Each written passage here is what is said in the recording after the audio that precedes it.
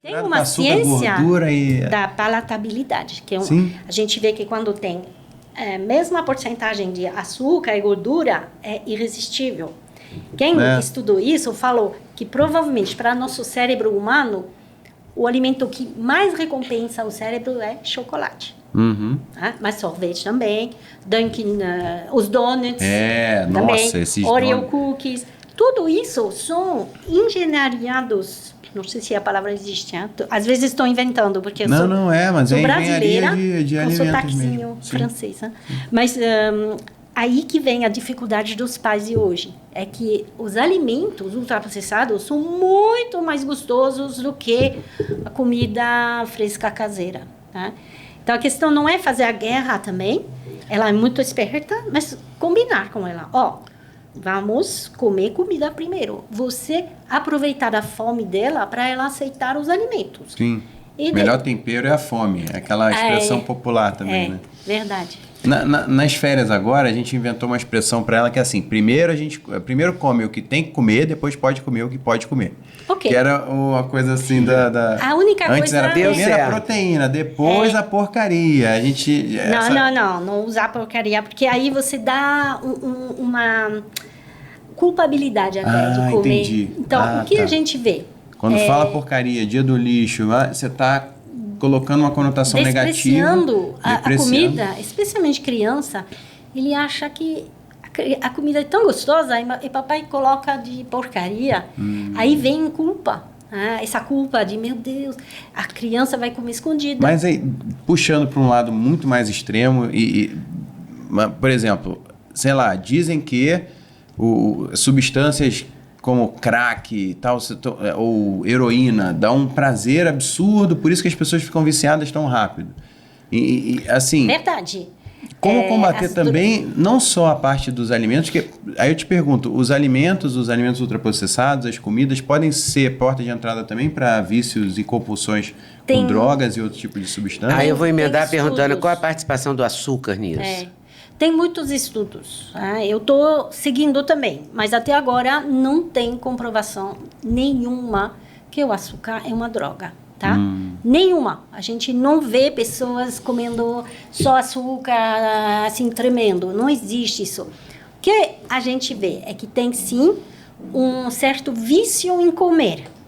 E a pessoa que está acostumada a comer bastante ultraprocessados, ela tem, sim, mudança dentro do cérebro, especialmente nos receptores de prazer, que pode fazer ela precisar de mais ainda para ter o mesmo prazer do que antigamente. Então, isso sim. Agora, tem estudos que mostram que cocaína e açúcar tocam o mesmo receptor. A gente escuta isso o tempo todo. Ok. Mas, veja bem, o sorriso da sua filha, quando tinha 3 meses, tocava no mesmo receptor.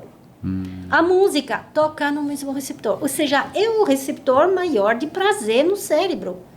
Não quer dizer que a gente vicia em música, não quer dizer que a gente vicia no sorriso da filha. Até que um pouco, mas você vê, colocar açúcar como uma droga é muito prejudicial, porque a pessoa vai sentir muita culpa se ela come, ela vai tentar evitar, e ela vai entrar no não posso comer, e de repente eu como um monte.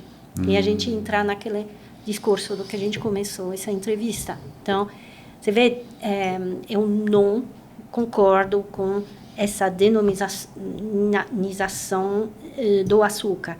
A gente pode, sim, comer, mas, claro, prestando atenção. Ou seja, não é só açúcar de mesa o problema.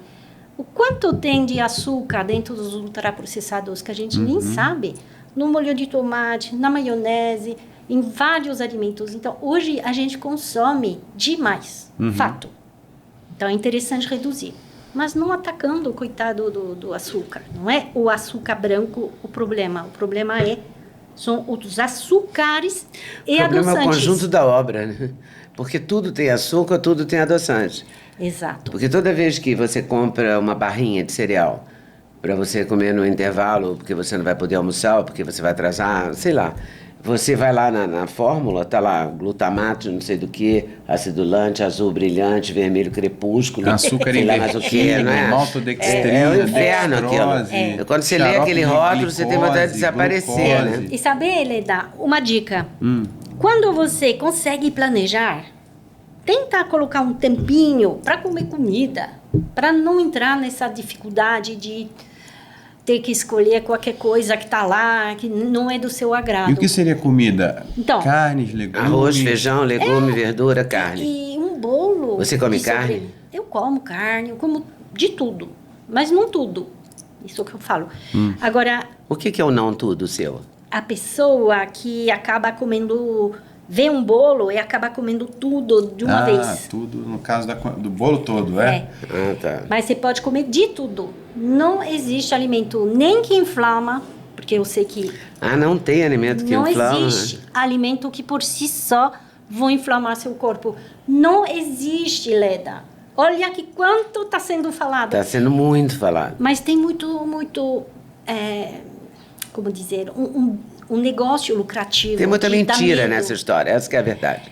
Não sei se é mentira. É mentira, porque é falácia. Eu é o quê? gosto de acreditar que esses profissionais de saúde acreditam no que estão tá. falando. Mas a gente vê que quando você, na ciência pura, não existe. Não tem estudos. Me mostra um estudo. Me mostra um.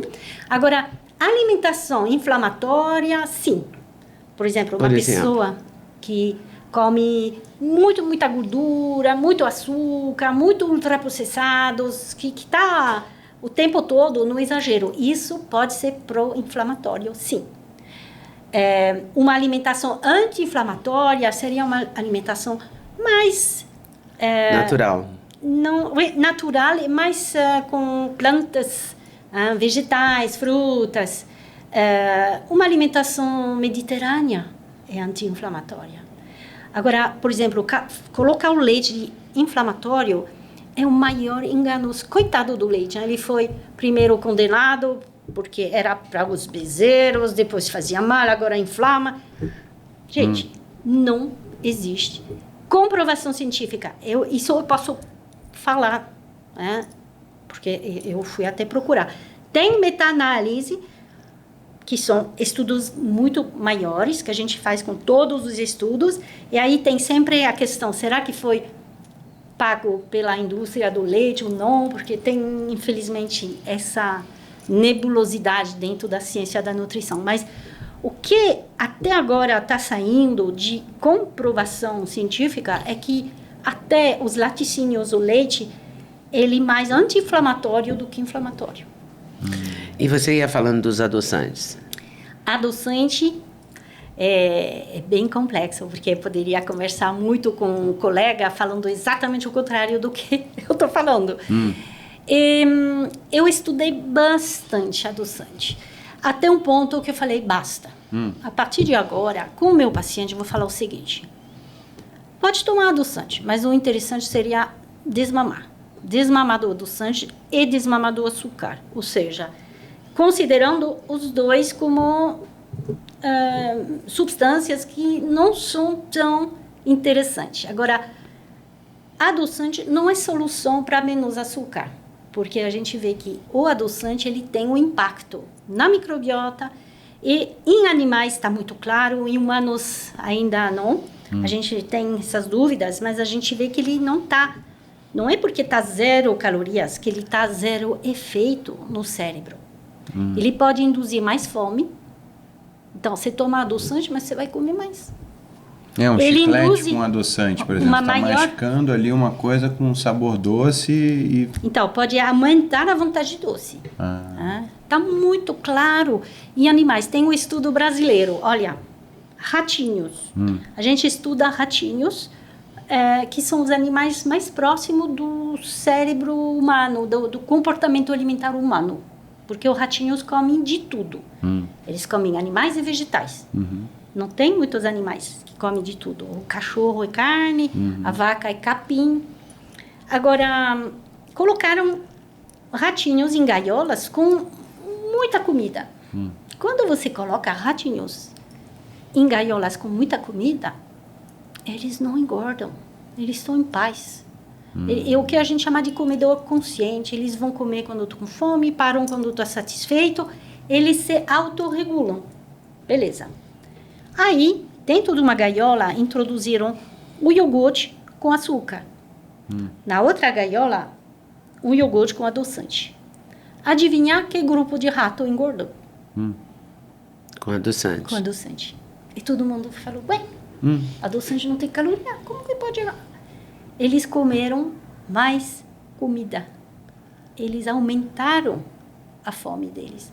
E isso foi muito claro, que o adoçante, ele mexe, que a gente não sabe exatamente explicar como. Eu tenho algumas ideias, mas não precisa entrar nisso, mas ele mexe no cérebro, ele mexe na microbiota. E na microbiota, a gente vê em ratos, de novo, que pode aumentar a resistência à insulina, ou seja, adoçante pode inflamar e mudar a microbiota. E aí, gostou desse corte? Gostei muito, mas eu acho que vocês devem assistir a entrevista completa, que está no YouTube, Leda Nagli, esperando por você. Essa série Hoje Nagli, o Encontro de Gerações, está imperdível. Vale a pena conferir, hein? Com certeza. Se Deus quiser.